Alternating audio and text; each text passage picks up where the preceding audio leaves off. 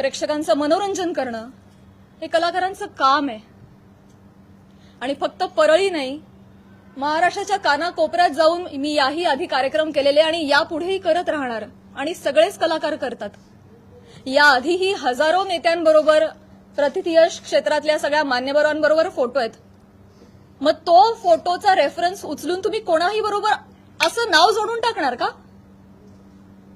हे एक महिला म्हणून, महिला कलाकार म्हणून मला अतिशय ही बाब निंदनीय वाटते. महाराष्ट्रातल्या राजकारण्यांना हे कृत्य शोभत नाही. बरं, ते जे बोललेत ते इतकं कुत्सित आहे. अच्छा, त्या पण येतात का परळीला? अच्छा.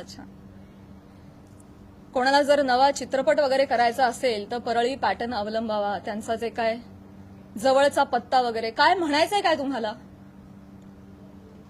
तुम्ही फक्त